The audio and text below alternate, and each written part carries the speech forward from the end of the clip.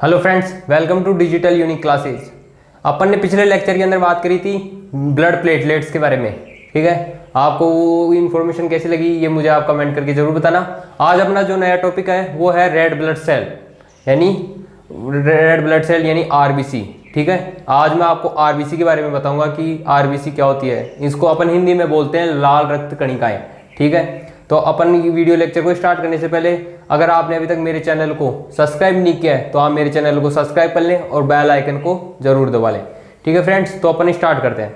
जो अपनी आरबीसी होती है उसका निर्माण कहाँ पे होता है? इसका निर्माण अपने बोन मैरो के अंदर होता है। ठीक है, इसकी मृत्यु लीवर और स्प्लीन के अंदर होती है। इसी कारण अपन इसको आरबीसी का कब्रिस्तान भी बोलते हैं। यानी नॉर्मल लैंग्वेज में बोले कि इसकी डेड अपने लीवर और स्प्लीन में हो रही है तो इसको अपन आरबीसी का कब्रिस्तान बोल सकते हैं। ठीक है, आरबीसी अपनी बॉडी में विटामिन B12 और फोलिक एसिड में सहायक होते हैं। यानी अपनी बॉडी के अंदर प्रोटीन हुआ, विटामिन हुए, B12 हुए और फोलिक एसिड, इन सभी के अंदर अपने आरबीसी सहायक होती है। ठीक है, और जो अपने ये आरबीसी होती है उसके अंदर केंद्रक नहीं पाया जाता है। यानी अपनी जो आरबीसी होती है उसमें केंद्रक नहीं होता है। क्यों नहीं होता है? ये मैंने आपको ब्लड प्लेटलेट्स के अंदर बताया था। यानी आरबीसी के अंदर केंद्रक नहीं पाया जाता है, केवल डीएनए। यानी उसमें मैंने बताया था कि वहाँ डीएनए पाया जाता है। यहाँ पे आरबीसी है, इसके अंदर केंद्रक नहीं पाया जाता है। दो अपवाद है इसके अंदर, एक तो केमल और एक ये लामा। ये दो चीज इसमें अपवाद है। अब अपन यहाँ बात करते हैं कि जो आरबीसी है उसका लाइफ स्पान यानी उसका जीवन काल कितना होता है अपनी बॉडी के अंदर।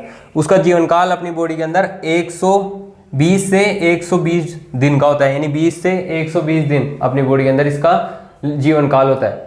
अब अपन यहाँ बाद में बात करते हैं कि इंपॉर्टेंट नोट्स है। यानी इंपॉर्टेंट नोट्स क्या है कि अपनी बॉडी के अंदर जो भ्रूण अवस्था होती है तब इसके अंदर इस जो आरबीसी का निर्माण है वो अपनी जब किसी की भ्रूण अवस्था होगी तो उसके अंदर आरबीसी का निर्माण कहाँ पे होगा? लीवर और स्प्लीन में हो जाएगा।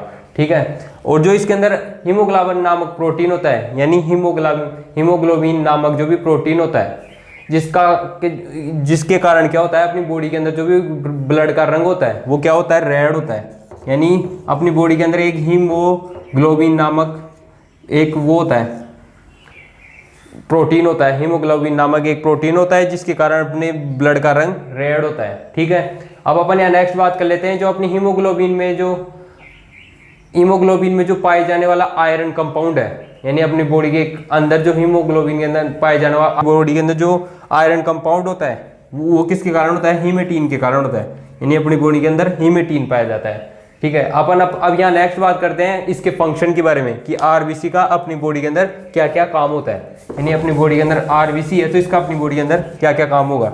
ठीक है, अपनी बॉडी के अंदर आरबीसी का क्या काम है? देखो फ्रेंड्स, शरीर की हर सेल जो अपनी बॉडी के अंदर जितनी भी सेल है, शरीर के अंदर जितनी भी सेल है उनके अंदर क्या करेगा? ऑक्सीजन को लेके जाएगा। यानी ऑक्सीजन को लेके जाएगा। ठीक है, और जो वहाँ पे कार्बन डाइऑक्साइड युक्त जो भी ऑक्सीजन होगा उसको वापस लाने का काम क्या करता है? आरबीसी का होता है। यानी शरीर के अंदर जो जितने भी सेल है उनके अंदर है ना ऑक्सीजन लेके जाना और वहाँ से कार्बन डाइऑक्साइड ऑक्सीजन ब्लड को वापस लेके आने का काम आरबीसी का होता है। ठीक है, अब सेकंड अपन बात करते हैं जब अपन सोते हैं। यानी अपन जब सोते हैं तो अपनी बॉडी के अंदर क्या होता है? आरबीसी 5% की कमी आ जाती है अपनी बॉडी के अंदर। जब आरबीसी का लेवल यानी अपने आरबीसी की जब अपन सोते हैं तो 5% कमी आ जाती है।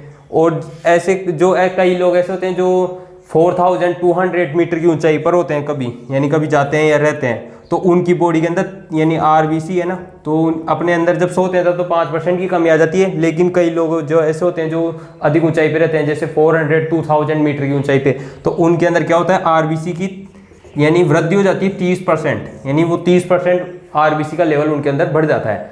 ठीक है, अब अपन यहाँ बात करते हैं जो भी अपन आरबीसी चेक करेंगे किसी के अंदर तो कैसे चेक करेंगे? आरबीसी अपनी बॉडी के अंदर अगर किसी को चेक करना हो या चेक करते हैं तो उसको हीमोसाइटोमीटर के द्वारा चेक करते हैं। यानी इससे ज्ञात करते हैं किसी की आरबीसी ज्ञात करनी हो यानी इसका लेवल चेक करना हो तो किससे ज्ञात करेंगे? हीमोसाइटोमीटर से यानी चेक करेंगे। अब अपन यहाँ बात करते हैं आरबीसी की कमी से अपनी बॉडी के अंदर होने वाले रोगों के बारे में। यदि अपने बॉडी के अंदर रेड ब्लड सेल गिर जाए यानी रेड ब्लड सेल की काउंट गिर जाए तो अपनी बॉडी के अंदर कौन कौन से रोग हो जाएंगे, यानी अपनी बॉडी के अंदर आरबीसी का लेवल गिर जाए तो कौन कौन से रोग हो गए। तो इसके अंदर मेन है, एक तो है एनीमिया, ठीक है, और एक है जॉइंटिक्स, ठीक है। ये 2 रोग हो जाएंगे, यानी बॉडी के अंदर आरबीसी कम होगी तो अपनी बॉडी के अंदर मेन एनीमिया और जॉइंटिक्स। एनीमिया तो होता है अपनी यानी बॉडी के अंदर खून की कमी, ठीक है, और जॉइंटिक्स आप जानते हो पीलिया, ठीक है। हमारी बॉडी के अंदर यानी हीमोग्लोबिन की मात्रा, यानी अपनी बॉडी के अंदर हीमोग्लोबिन की मात्रा कम होने पर एनीमिया और जॉइंटिक्स रोग हो जाते हैं, ठीक है। एनीमिया वह अवस्था है, यानी एनीमिया वह अवस्था है जहां पर आरबीसी की संख्या ऑक्सीजन की बुनियादी शारीरिक जरूरत से को पूरा करने के लिए अपर्याप्त रहती है। यानी अपनी बॉडी के अंदर जो भी एनीमिया की अवस्था वह अवस्था है जिसके अंदर आरबीसी के अंदर जो भी ऑक्सीजन की जो जरूरत होती है वो जरूरत ये पूरी नहीं कर पाता है, जिसके कारण बॉडी के अंदर एनीमिया रोग हो जाता है। और ये मेन कारण क्या है एनीमिया रोग होने का? अपनी बॉडी के अंदर आयरन की कमी। यानी अगर अपनी बॉडी के अंदर आयरन की कमी हुई मेन इसका यही है लॉजिक। ये अपनी बॉडी के अंदर अगर एनीमिया की कमी हो रही है यानी खून की कमी हो रही है तो उसका मेन कारण है आयरन, यानी अपनी बॉडी के अंदर आयरन की कमी है। तो दोस्तों आपको मेरे द्वारा बताई गई इन्फॉर्मेशन कैसी लगी मुझे कमेंट करके जरूर बताएं। Thank you.